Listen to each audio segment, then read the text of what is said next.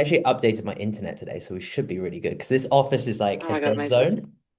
Yeah, I remember So you saying yeah, so typical now for the office too. out of all the rooms, yeah, so it's perfect, Yeah, I think, because now it actually says full bars, so I'm sick. Okay. amazing. What is going on, everybody? Welcome back to the 1% podcast. Today, I'm just excited to talk to a friend for a good hour, to be honest. So, welcome to the podcast, my love. How are we doing, Taylor? I am wonderful. Thank you very much for having me. Good. I put honor. The start is always a backstory because I actually don't know the backstory. So, Oh, right, okay. I guess give me a bit of context in kind of what I need to know and what everyone needs to know to kind of know who you are today. So, where did you grow up? What was high school like and like family life and things like that? Oh my God, in a couple of minutes, I don't want to, we could talk You the can whole hour on ramble. this, surely. You can ramble. It's fine. Um, Basically, I've always grew up in Australia. Mum and dad. Oh, have I lost the camera there? Yeah, that's right. There you go. Back again. Um, Grew up in Australia. Mum and dad always had gyms, so I was lucky enough to, yeah, literally grow up in the what is happening here in the fitness industry. So, Yeah. Brendan, is this working? Yeah, you're on. It's frozen a little bit, but you're all right. Oh, okay. I was going to say I can't see anything on my side, but yeah, it was lucky enough to grow up in the fitness industry. So, mum and dad have always had gyms, my entire life. We moved to the far south coast of New South Wales when I was in my early teens. Grew up there in absolute paradise. Like, we absolutely can't complain with where we grew up. Moved away for university, ended up going overseas. Actually, I spent 4 years traveling Europe, did Greece, Sweden, Austria, just absolutely lived the dream for a couple of years. Went Nice. back to Australia and decided I needed to be a grown up.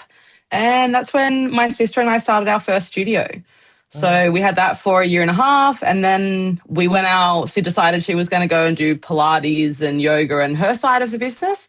And I opened my gym. So I had my gym in Wollongong for 6 years. I sold that at the beginning of last year. And then I moved to the Gold Coast. And I've Damn, been what here I ever might get since. you to do is just turn your camera off and then turn it back on again for me. I thought it was had frozen me. Should be all right. Was my I'm using the digi and it's like not. Oh, I want to know how to do that. This Well, is good. I This is thought I was doing it and it's not. So I apparently don't know either. Let me see if I can. that's right. It's all entertaining. This is tech talk. We can talk through the steps for someone. Ah, see, that's definitely not as good, is I it? mean, no, but the digi is not cooperating. Do your thing. Like this is technology is good until it does this, and then it's absolutely fucking not good. I know, right? Yeah, I don't Nice. know what to do. That's right. Normal camera. I don't know how that setup works. Or just log back on, log off again, see if it pops up again. Out of the call. Yeah, if you want. Okay, let me see if I can figure out what's happened here. Solo podcast, guys. We'll give her a second to jump back in. And we keep it raw, as always. So, next clip, we're talking again.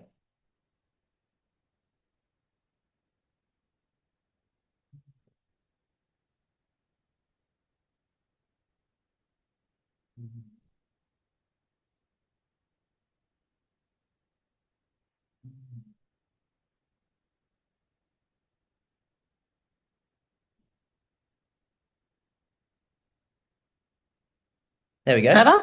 Yeah. Okay. Is that the Right. camera again?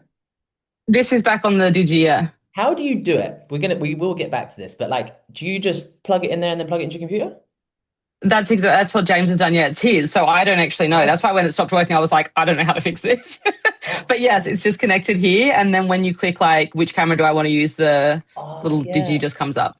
That's fucking Yeah. genius. I'm gonna start doing that. Yeah, you just have a little Yeah. tripod and then it's just behind the computer. Exactly. Yeah. Yeah. Ah, that's so good. Yeah. It worked perfectly. Yeah, because otherwise it's kind of like you're looking down because I on the laptop. That's why sometimes I want a desktop again. Yeah, well, I've got the stand-up desk as well, so it is a little bit higher at the moment because originally it was like you're looking like straight down like this, so it's nice to have everything just a bit higher, really. Yeah, sick. Cool. There you go. Yeah. Tech Talk. There you go. Anyone that does podcasts or anyone that does things, use one of these and then set it up behind you. Digi.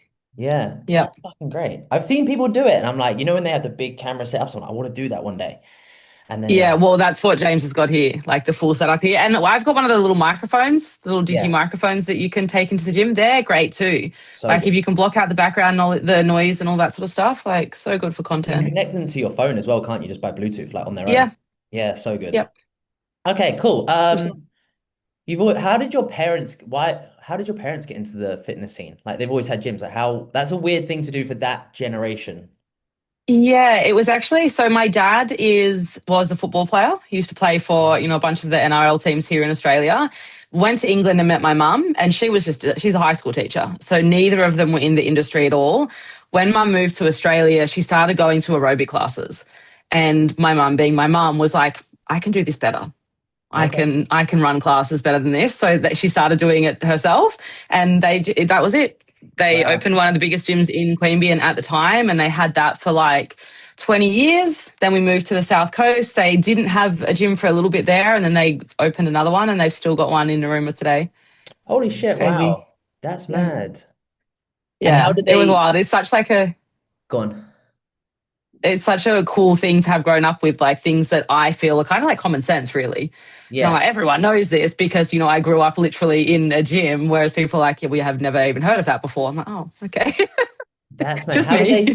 How did they start it then? Did like because the gym wasn't like my mum's similar. Like my mum's always been in the fitness space. So like Yeah. how did like what was the gym back then? I know it's probably the same, but like was it like a membership like you go to any normal gym or was it class base or Yeah. yeah, really? Yeah, Wow. mum and dad had a bit of everything. Yeah, they had the proper like bodybuilding style gym as well, like, all the big Arnie's on the wall and stuff like that. Ah, But then mum did aerobic classes, so proper Jane Fonda, leg warmers, yeah. like all of that kind of stuff as well. So it was really lucky when I got into the industry or when I opened my gym, I had mum and dad that were like, had done it all before. You Yeah. need this, you need this, you need this, you got to make sure you think of this. These are going to be your your things. So I really had a head start with that sort of stuff. And yeah, it's unreal. That's mad. And when did you start? Because obviously I guess you've always been around it, but when did you start kind of like bodybuilding and when did you start doing things properly to an extent?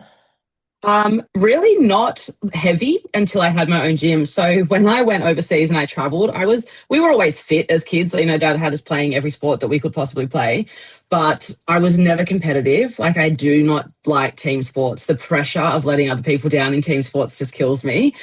Then I went overseas. When I came back from Greece, I was like six. I looked like a jelly baby, and my dad was like, "Taylor, come on." So at that stage, I would have been probably 23, Yeah. and when I first opened the studio with Sid, I was teaching. So I was teaching 22 aerobic classes a week. Whew. So I was like 56 kilos, 57 kilos, just like this tiny little human.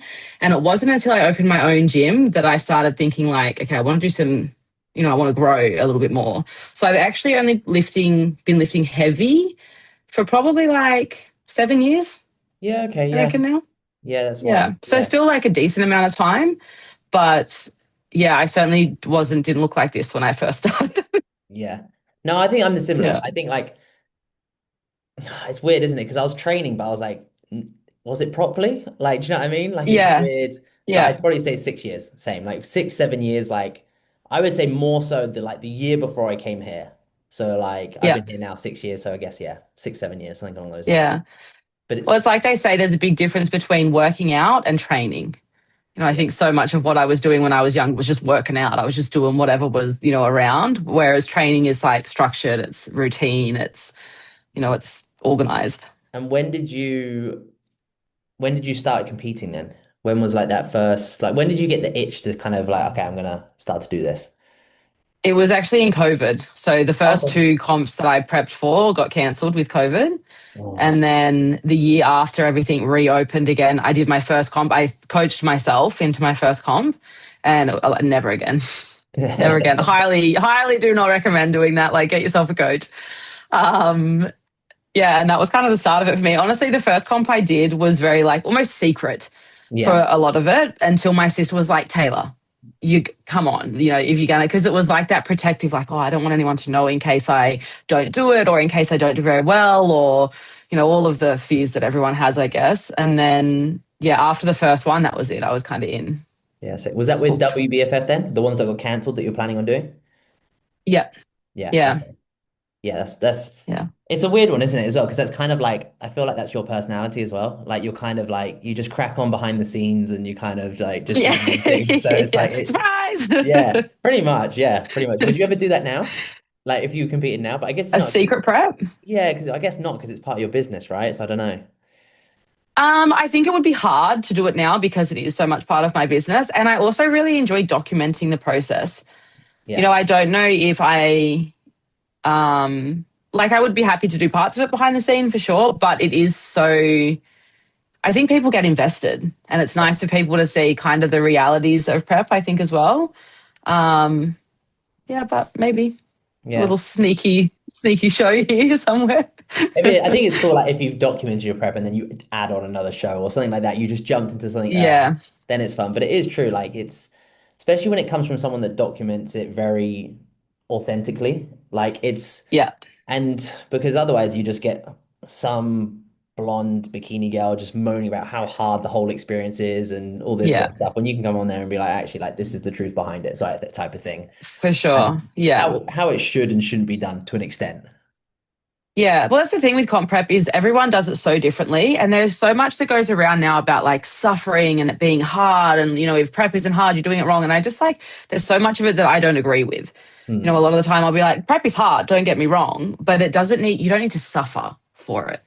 Okay, it should fit, and there should be ways around it. And the more you do it, I think the better you get at it, and the more like I've worked with James now. This will be yeah, I'm almost up 3 years now. And the more he knows about how my body works, the easier my preps are. Yeah. Because it's okay, like this, we've tried this, it didn't work. This does work. This does work. So there's, I guess, less suffering maybe. Yeah. But yeah. What parts do you think, because it's interesting, what parts do you think are the kind of hard, typical bodybuilding bro shit that's the suffering? And what do you think's more like stereotypical that actually that's really doesn't have to be done that way? Like what things did pop to your head? Um, One thing that always pops to my head with comp prep is the coffee. The things that people you can't have milk in your coffee Yeah. anymore. I saw you put that People in the will, stories the other day about almond milk, and you're like, almond yeah. milk didn't make you fat. Exactly. It's so funny to me. Like people will step off stage and they'll have like this almond milk cappuccino and they're like, oh, the first time in like 12 months I've had a milk in my coffee. I'm like, the milk in your coffee has not, derailed your prep. Just have the fucking coffee, Yeah. that like wakes you up in the morning and, it sets your day off on the right foot. Have the coffee. For Yeah. me, I think one of the biggest things in prep and one of the things I will always say to my clients that prep or people that talk to me about their prep is the pain is temporary. The discomfort that you are in is so temporary. And it is such a mindset game. If you Oh, can tell yourself that today's a good day, I'm going to be good, it's sweet, like, it's a good day until something happens that tells you it's not a good day. Until something arises that makes it not a good day, it's a good day. Because people so often get in this trap of waking up first thing in the morning and being like, I'm going to be hungry. Like, oh, yeah. I'm going to be tired. This is going to be so hard. And if you tell yourself that first thing in the morning, it's going to be hard. Like all day is going to feel like that. So that is the biggest thing I think is the mindset. It doesn't have to be this like mental or this like awful experience. It's very much the way you talk to yourself about it. Yeah, gotcha. I honestly, I was about to rant about this the other day as well. It's like, training nutrition is honestly like the easiest part of it all. Like if you just see a training For program, you sure. see a diet, like okay, 4 meals a day, whatever you want to fucking do from that side of things. It can be three, it can be five, who gives a shit, right? It's a completely irrelevant type of Yeah. thing. And then training, okay, cool, 4 days a week, whatever it is. Yeah, well, like we know we can get better at those, and that's the concept, like get really better, fine tune them and things like that. But generally, like whether that is just a lifestyle change or comp prep, whoever is in good shape has literally just been more emotionally resilient. Like that's literally it. For sure. That's Yeah. all it comes down to. Like everything's mindset. You're like, okay, cool. If you can suffer an extra day, if you can enjoy this an extra day, if you can be grateful for this, like you will go Yeah. further forward. Like it's the emotional aspect, I Absolutely. think, for me that kind of annoys me. It's like when like you say, I'm like, yeah, in a prep, there should be like, there's those probably 3 weeks that you remember out of like a 16-week prep. Yeah. You're like, oh, that was a bit fucking draining. But I'm like, Yeah. you're still eating 1,800 calories, 2,000 calories. I'm like, is it really that fucking hard? Like, Exactly. You like I sometimes see these girls and they're crying, oh yeah, crying, crying, crying. I'm like, why are you doing this to yourself? yeah, If this is so, traumatic for you. You're on stage for 15 minutes. Like I love bodybuilding. I think it's an unreal sport, but I think so many people that do it shouldn't. yeah. And I And think that then is one of the biggest things. those are the people that turn around and say, this gave me eating disorders and all this sort of stuff. And it's just like, you Yeah. weren't mentally ready to do it in the first place. Exactly. I said this to James a while ago. The best like analogy for this or example of this is Ferrari driving. Like we can all drive cars. That doesn't mean I'm going to be a good Ferrari driver. And it's not because I can't physically drive a car. It's because mentally I do not have what it takes to drive a car around a corner at 300 kilometers an hour. Yeah. Like I'm not going to fucking do that. And it's not because I can't. It's because if I tried, I know I would die. Yeah. So, like the same thing applies to bodybuilding. Yes, you can physically do it, but is it worth it? Yeah. And are you going to be good at it? I think is the next thing. Yeah, 100%. And kind of going back to what you said as well, I think there's always like when you said um your lovely camera's dropped out. Sorry. I'll keep going for a bit. And then when you like those first couple of preps you first ever do, those are like the suffering. Like I remember my first two preps were like I think it was good because it was kind of old school. It was like coach just gave you a diet plan, checked in next week, gave you a diet plan, checked in next week, repeat, repeat, Yeah. repeat. But like that kind of learning to suffer early on was good. Like learning 75 grams of carbs for a month, whatever it was. You're like, okay, Yeah. do it. But now, Yeah. like when you do it over and over again, like you say, when you've got data, like you say, like obviously with your coach as well, it's like you're like, okay, we know the baseline, we know what foods I respond to, we know my training, we know how I respond recovery wise. So all we need to do is Yeah. just do a little bit more of this, a little bit less of that. Like that's all Yeah. it is. And it's Follow the crucial. plan. Yeah, and then again, Yeah. you build that relationship with someone where you can, again, it becomes where you kind of coach each other. I think I should do a little bit more food today. I think we should actually pull back here. Yeah. I'm feeling a bit more Yeah. It's a fatigued. collaboration. Yeah. And again, this is where Yeah. people go wrong as well, don't they? I think people think coaching, they're like, it's not the right time or it's not the right thing to do because they think it's like a set in stone thing you have to do for fucking 20 weeks. And you're like, Yeah. no, it's a relationship you build with time and it's a For sure. lifestyle. Yeah. Because it's like, if I said, hey, Taylor, start prep tomorrow, you're like, okay, like you Yeah. literally do the same shit you're doing today. Yeah. And that's the thing I think with so many people that are successful is when you start prep, nothing should really change. Realistically, you should be able to go from this to prep the next day. And okay, there's like a few quantities that we change. We maybe increase cardio, we decrease this, but it's not like you're introducing all of a sudden this whole new lifestyle Yeah. where all of these things are being introduced or tried or, all of that sort of stuff. Prep is not the time to experiment, basically, or learn. Prep is the time to like perfect. Yeah, for sure. And what was Yeah. how how long have you like obviously you competed probably for like 6 years now. Have you taken any time off for like a year to grow? No, No. not until this year. And Okay, that's kind of why we did it this year. nice. So you've pretty much Yeah. competed every year for the last 6 years. Yeah. Yeah, Which damn. seems so crazy to look back now and think like kind of all mushed into one. And in all of those years, except my first year, more than one comp. I've Okay. done two, two, two, and then three last year. Yeah, wow, shit. And So then yeah. when did you, because obviously I actually don't know like WBFF and FMG, that kind of stuff that well. When did it go from WBFF to FMG? That was recent, right? The last couple of years. Yeah, maybe 2 years now, Okay, something because like that. So last year I competed with FMG. The year before that was my first year with FMG and the first year of FMG. So okay. the 2 years I did before that, or the 3 years before that, were with WBFF. Yeah. And then yeah, Did you turn pro in WBFF or FMG? WBFF. Oh, okay, cool. And then it Yeah, carries, I guess when the transition happened, it kind of carries through type of thing. yeah, yeah. So Interesting. we kind Okay. of were offered the opportunity to move over if we wanted to. So Yeah, too right. Yeah, that's fair. That's cool. Yeah, yeah, that's sick. yeah, made sense. How many shows? Because I think this is again the people that always get like I see all the time. It's like it probably gets talked about a lot, but it's like being a pro at something and you're like the reality of it. Do you know what I mean? Like actually what does it bring you? What's it worth type of thing and the expectations of it. Like Yeah. did you even plan on doing, did you even plan on being here today and doing what you're doing 6 years ago? I think I knew I would always be in the fitness industry somewhere, just like because my parents. You I didn't have a mean, choice. You didn't have a choice. no, yeah. I mean, when you look at my sisters as well, one of my sisters is an exercise physiologist, the other is a Pilates and yoga instructor.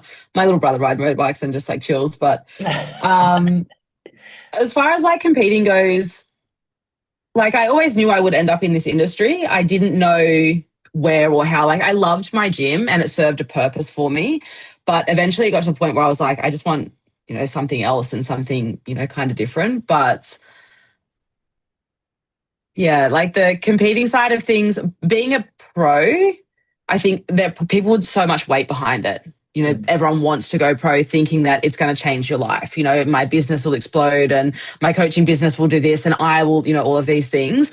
But being pro is like one side or one tiny thing in a like, well, it should be in your identity. for sure. Even in from like a business perspective, like going pro doesn't necessarily change anything. If you're not a good coach, going pro isn't going to make you a good coach. It's not going to make your business any better if your business is not already good. Um, and then even within that, I think there's a lot of expectation that people put on themselves as pros Yeah, and standards that they hold themselves to. But even in like the off season, for example, like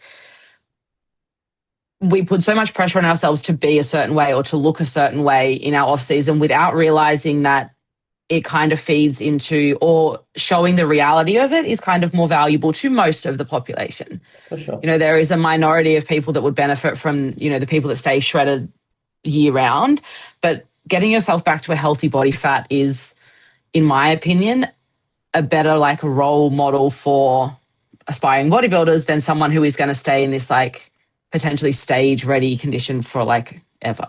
Yeah, If yeah. that makes sense. Yeah, gotcha. So, like psychologically, it's not fucking sustainable. It's not healthy. If you Yeah. want to call it healthy, whatever you want to call it. But Yeah. yeah, and also like you just have to go be like, how you can look at probably your physique as well, having this year off, how much more developed will your physique look because you've taken that time to develop it as well. And you Yeah. kind of have to like, I think for me, like bodybuilding and physique development's always been that thing. Like I struggle to like, if someone said, hey, just stay lean all year round, I'm like, that's cool. Like it's great for cameras and great for like business Yeah. Photo potentially, but shoots. yeah, and all this sort of fun stuff. But because you're kind of always just getting that dopamine fix. But when you have to like actually sit down, sacrifice some time to look a little bit worse in order to look better and have a better future, whether that's Yeah. in the sport or whether that's better in your life, whatever it is, like learning to actually be okay to fluctuate as well, like gain the fat, lose the fat, and being okay with both, like managing different sides of your life, Yeah. things like that. Like it's that will make you overall a better human and a better athlete, from in my I opinion. agree. Yeah. And I So think being okay with it is one of the hardest things for bodybuilders. They feel like, oh, like we have, whenever we go to comps, if you're a competitor, we have our like pro things. People know you're a pro. And I know a lot of the girls struggle going to those events in their off season because mm, they don't want to be judged because of how they look. And I always think like these are your people. Like these yeah. people understand exactly what you're doing. Like And we also know that you're building. it's just like it's how you see yourself because no one fucking looks at you like Yeah. that. Like no one Yeah. sees you I like it's these agree. weird expectations and like I think I don't really like the word body dysmorphia because I think it's not even a real fucking thing. I think people just say, "Hey, I'm like, yeah, so what? Like if you had surgery and you overcame an like a massive accident or a disease and you're going through this recovery process, like straight away you're labeling yourself as like, oh, I'm broken because I have body dysmorphia and stuff like that. There's all these labels for things. Yeah. Instead of being like, I've just recovered from this amazing thing, now I'm gonna be even better. It's just kind of like you said earlier, it's how you word it. Like, do you word it like I'm tired, whatever it is? Or do you, as a like probably more so as a female, like you get a lot of like you say pros go to these events in their kind of off season. Yeah. But like amateurs don't see that. They just think, oh my God, like I look up to her. Like I want to be her one day. Yeah. And also then Yeah. you kind of look nicer. If you've got a dress on, you're gonna fill out that dress a way a shit ton better. Do you know what I mean? It's just how Yeah. you see yourself. And I think that's the hardest thing that people, athletes, anyone struggles with. I totally agree. And honestly, with the um like how people perceive you, how people look at you kind of thing, it is so true that we, is this frozen again? You're killing me. I think so, yeah. You're all right. Let's go. It's fun. It's good entertainment. There It's you go. bloody technology. It's good until it's not good, and then it's terrible. I love it.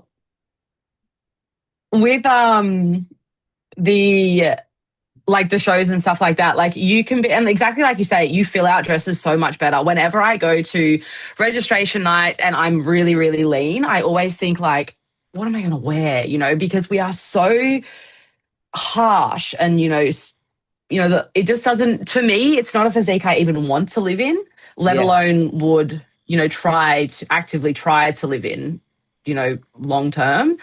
But I think if I can show that I'm comfortable in my body at that weight and at that, kind of body fat percentage, then the other girls there that are, aspiring to be bodybuilders are going to feel more comfortable with that as well. Yeah. And I think when it comes to being like a role model in the fitness industry, that you got to be comfortable with that sort of thing. Yeah. And You know, also like you said before, being a better human, it doesn't mean being the tiniest version of you. no, and I think that's the thing, like you're supposed to evolve throughout your life as well. Like bodybuilding and competing such a short period of like how long we're going to do this sort of stuff for, like in any competitive Yeah. sport or anything, and even anything in life, like nothing's permanent. Like we're coaching right now, I get a lot of fulfillment from it. I love it. But who's to say in a year's time I'm like, like I don't want to do it anymore. And that's absolutely fucking Yeah. fine.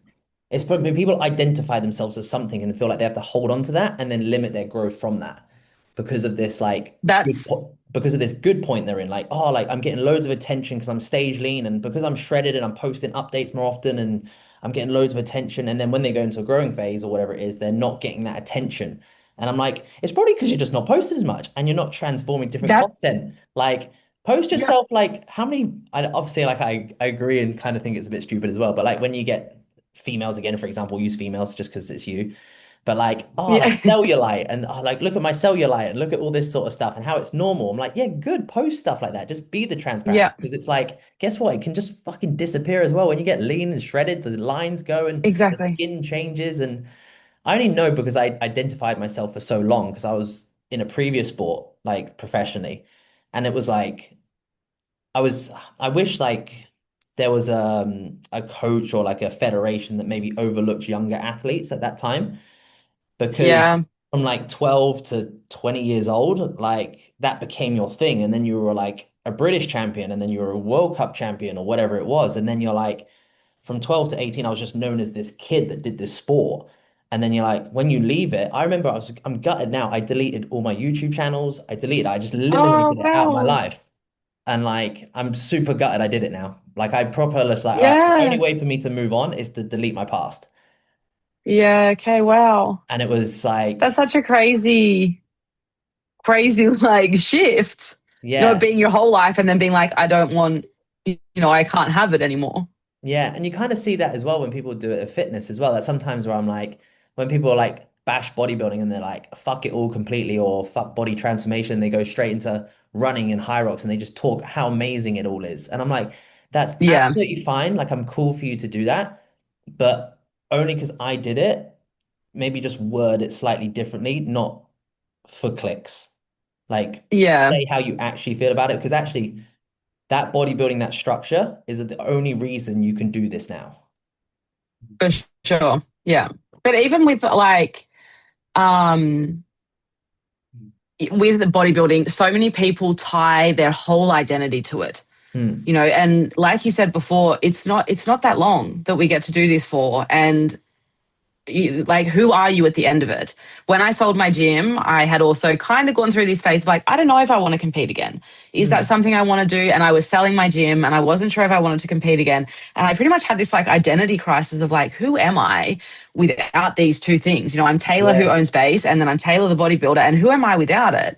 And so ever since I had that moment, I was like, okay, I'm not making this my whole life. Like I have my coaching and like, there's other things that you've got to have in life, because when you leave it, and one of the things that I think was big when, the FMG from WBFF thing happened or the big, WBFF drama went on, there were so many people had associated so much of them with the So brand. true. And Yeah. when it all went down, it was like, yeah, okay, who am I without this?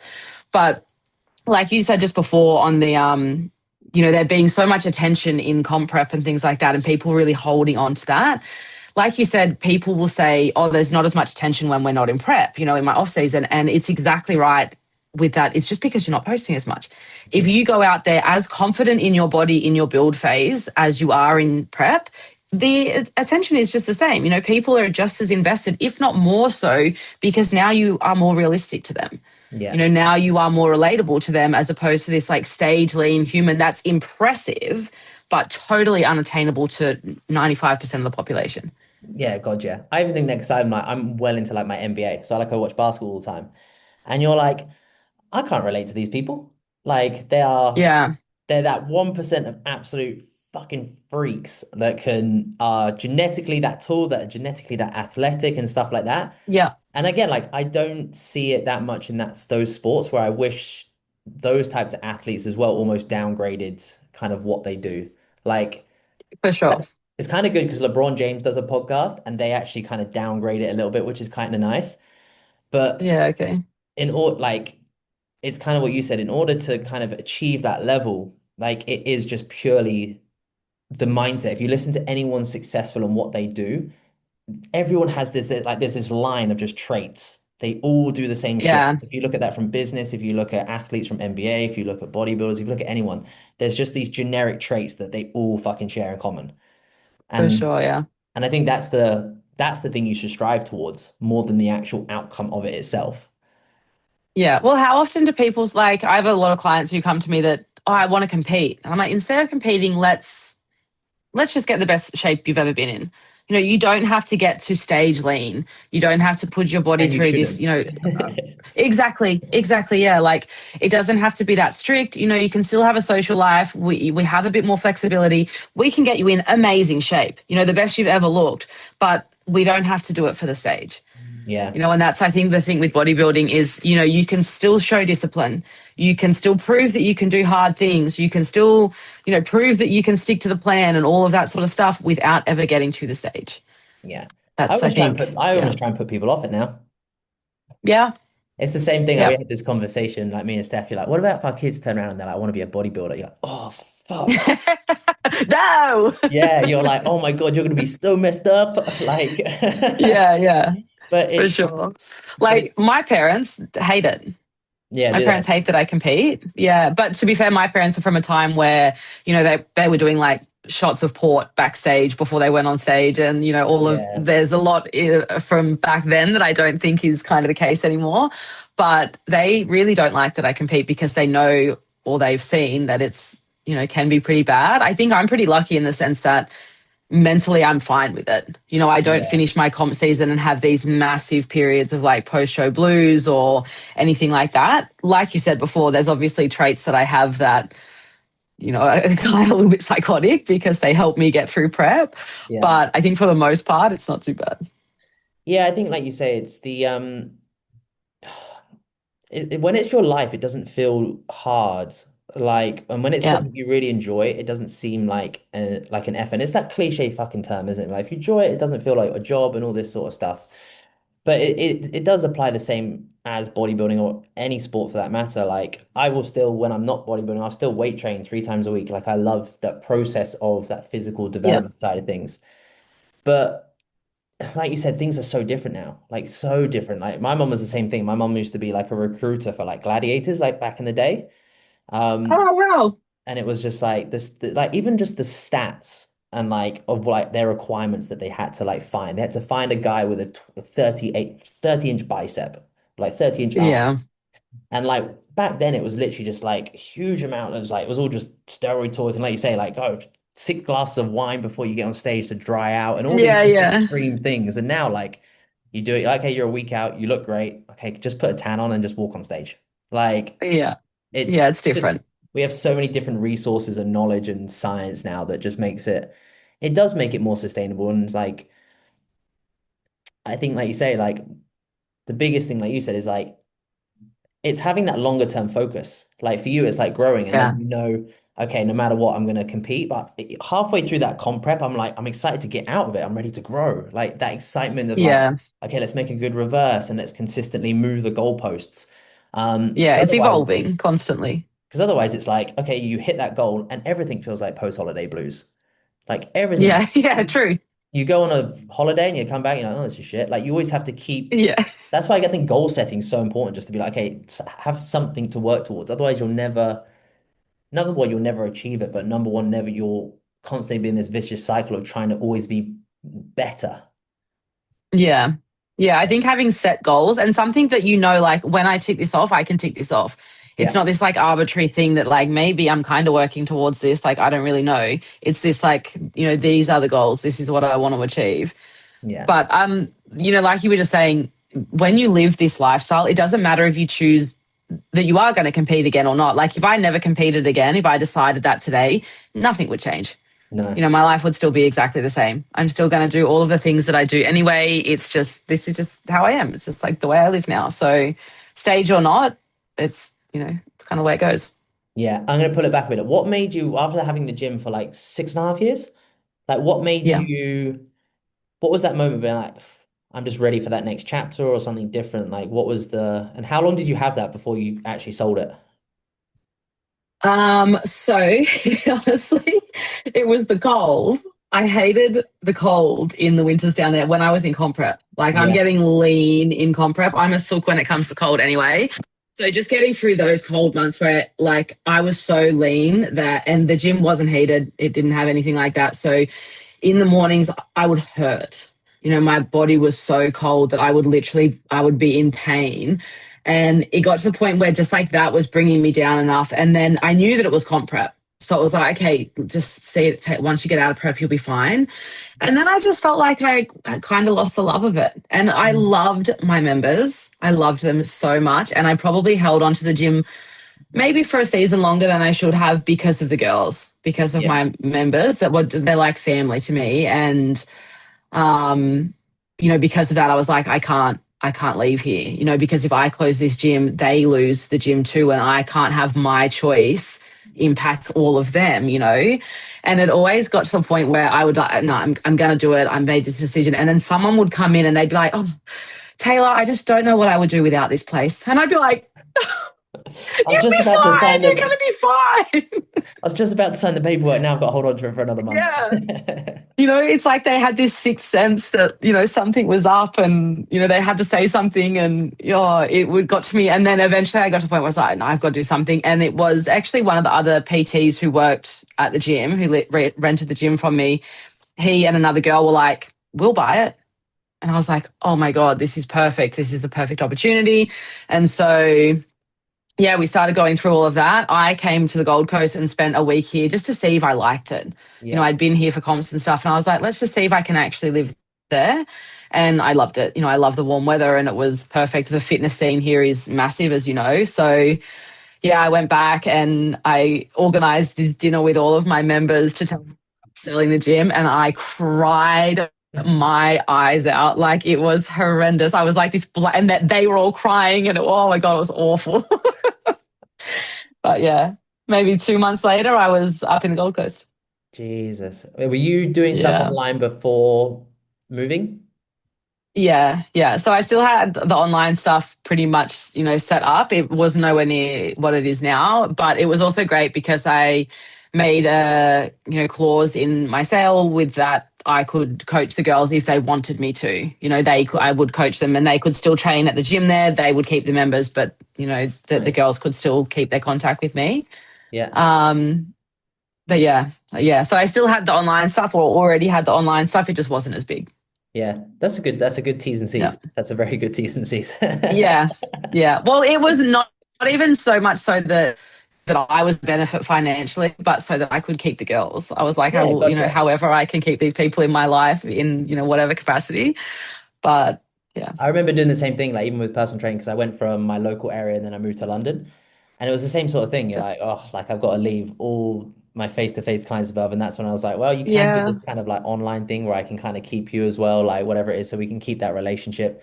But it's that hard thing, isn't it? It's like in order to move forward with what's right in your life, you do have to leave people behind and you do have to, yeah, you do have to kind of make those sacrifices in order to live the life you want to live. for Otherwise, sure. you'll be still be Yeah. there just pleasing others and pleasing things like so that they can have you type of thing. Yeah. Well, in the end, I felt like I wasn't doing it justice either. Like the girl who bought it from me was young. She was 23. And I kind of thought, like, oh, this is me when I first got into the industry. She was like so pumped and ready to go and, like excited. And I was like, that's the energy that the gym Yeah. deserves and that my members deserve. And it's not that I had, you know, hated being there, but I just wasn't giving it what I could have. And I felt No, like, gotcha. this is my time. Yeah. It's the same when you enter anything new. I Yeah. remember like personal training, the first 3 years even, it was just like, oh, like get up at 3 a.m. so you could be to the gym when it opens and stuff like that. Now you're like, Yeah. I'll wait. I'm good. Do you know what I mean? Yeah. I'm It's not just, doing that. yeah, it's just those little bits of like extra energy, extra time, and all like little things. If it was just like certain things in your gym had to be touched up, or you had to think about getting you or expect, like you just didn't have the kind of the ideas or the inspiration to make it better and things like that. Yeah. And sometimes it's that typical thing. If you love something, you have to let it go in order for it to be better. So, Yeah. so Yeah. Yeah. it's always going to be in your name because those girls are probably going to go to that gym for as long as their kids will probably go to that gym. Do you know what I mean? So, and Yeah. it's the mark that you leave on the people, not the building itself. Well, that was it in the end. And I was so scared when I left that I was going to lose the girls or that it wouldn't be the same or whatever. And honestly, if anything, it just made me realize that it had nothing to do with the gym. It was the community that we had there. It was the women that came. It was the people we attracted. And, I just loved it so much. It's so funny because my mum and dad's gym is called Oddbods. Okay. And basically because dad was like, we attract, the craziest of people and, or it's oddbods, it's the odd bodies. And I always used to say that about base too. The people we had there, they're just like the best kind of people. And I love them so, so dearly. And, that if anything, selling the gym made me realize that, it has Yeah. nothing to do with the gym. That was just what housed us, the people that came there that we managed to attract that made it what it was. Yeah, so cool. That's funny because the name of the Yeah. tattoo place where I get my tattoos is Old Bodies as well. Ah, no way. That's quite Small funny. world. What are the No, it's chances? amazing. Right, run me through. What's the mission for you at the moment? What are we doing? I'm growing. Growing. That's it. We're just deep in That it. is it. Yeah, deep in it. And at the moment, it's kind of nice because it's just kind of like go hard. Yeah. I don't really feel like I have any restrictions. I feel like for a little while with the fitness category within FMG, they were kind of, there was this like, not restrict, well, kind of restrictions on like what they wanted of our physique. Don't do this because then you'll be too big here. Don't do this because, or we need this and this. Whereas now I kind of feel like I have a bit of free reign and so it's just What growing, is which the is so category that nice. you're in now? Still fitness, Okay, but so it's just, I feel like some of the girls in it are, and the figure category is distinctly bigger. yeah, okay. So it's just, I do feel like we have a bit more free reign there, which is so nice, Yeah. just to be able to go hard and go heavy. Like I always said that if I had to stop training the way I wanted to train to fit a category, I probably wouldn't compete anymore. Like I bodybuild because I like training. I'm not training because I like bodybuilding. Yeah. So I always see that as well. I mostly, oh, you probably see it a little bit more from women as well now, but like I see it from guys, more so like classic and open.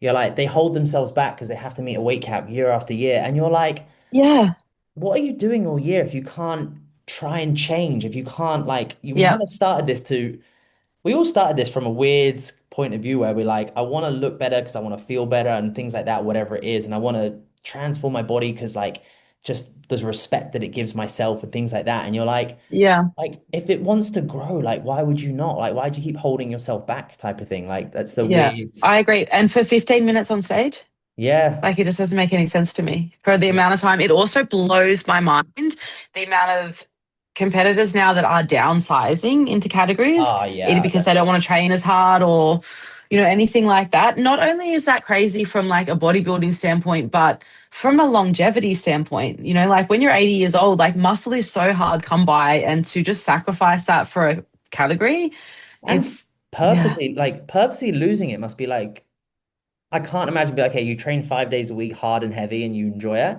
Okay, now 3 times a week, and you're just doing like 20 reps and pump sets. Like, yeah, I don't, yeah. I don't even know how you lose muscle. Like, do you know what I mean? No, yeah.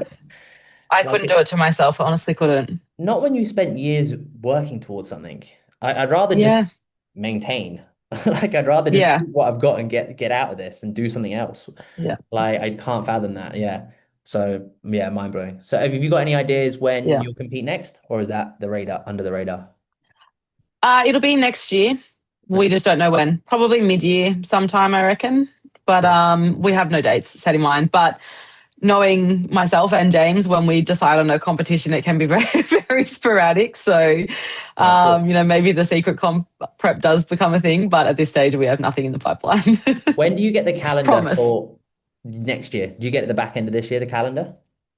We should do, yeah. Yeah, Yeah, okay. we should have it by the end of the year. So, Worlds is here in September. So I dare say they'll announce as many dates as they have for next year, or at least like rough timelines of when and Yeah, yeah. cool.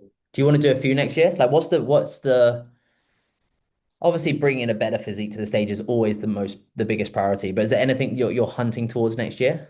Because obviously as a pro, you're looking for now that next level. Is there certain I don't know, like obviously I don't know FMG, but is it like certain call outs or is it certain like titles that you want to bring home or anything like that or anything specific? So we have the pro shows, obviously. So once you win your pro card, you compete with the pros in the pro shows.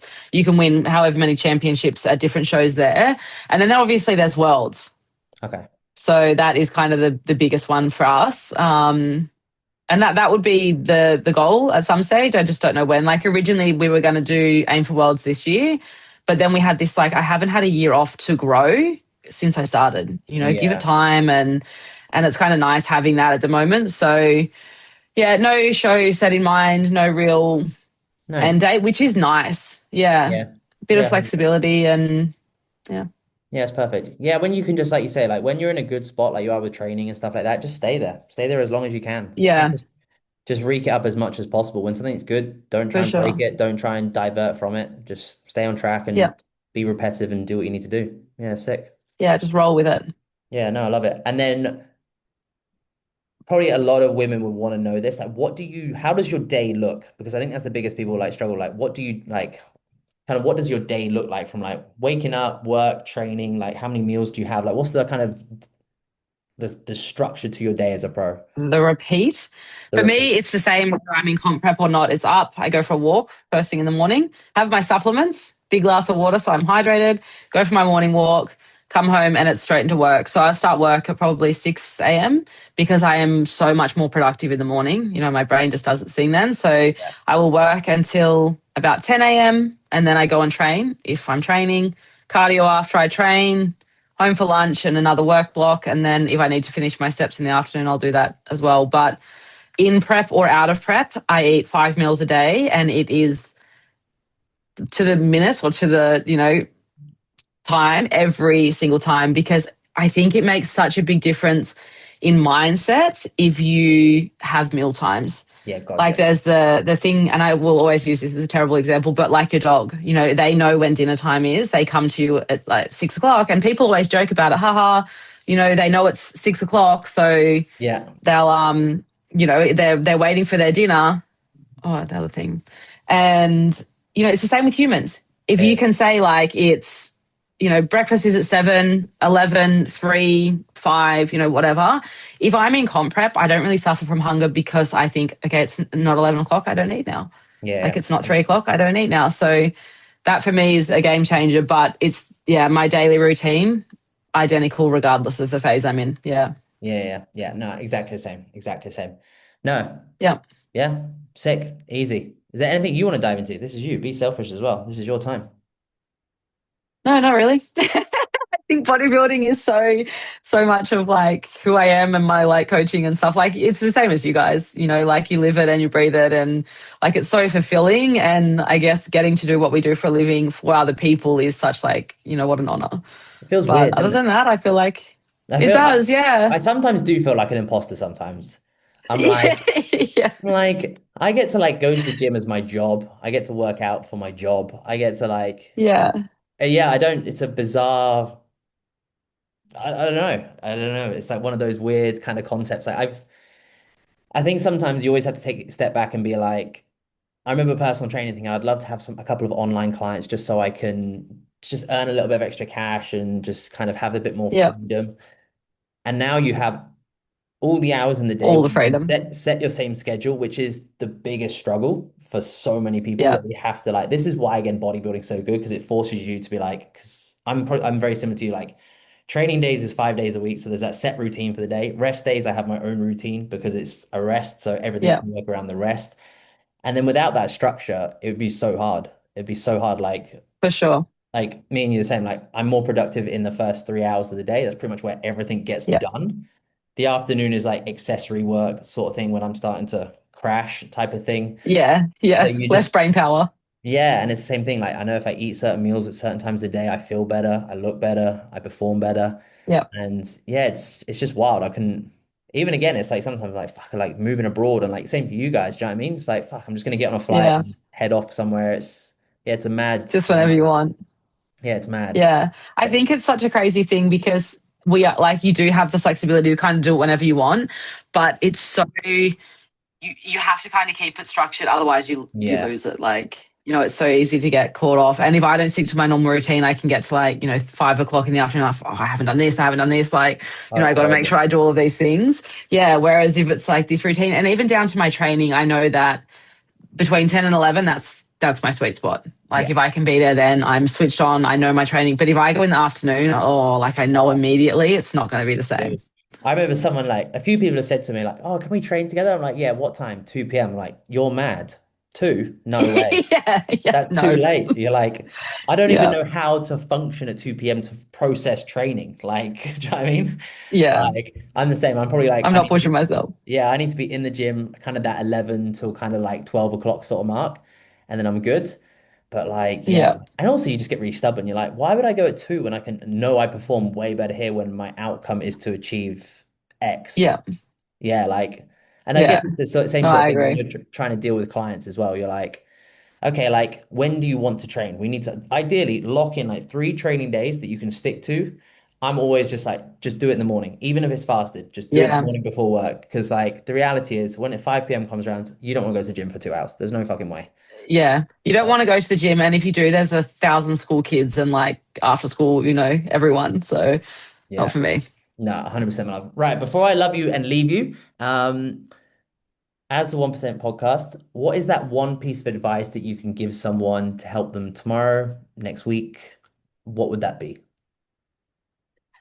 Probably back to what we spoke about before, where this is temporary.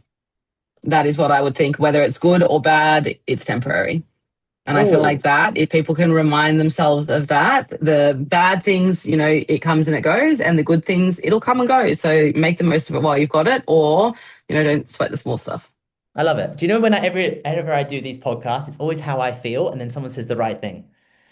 So like more so Okay. with me, it's just with Cora because it's like my routine's the same, but it just feels like Yeah. with her feeling unwell, I'm like, she's not gonna be bad forever. She's just in pain and Yeah. discomfort for a period of time. It's not forever. Like we just have It's to ride this temporary. hurdle. So it's good. So I needed that. And she Yeah. Little that's reminder. fine.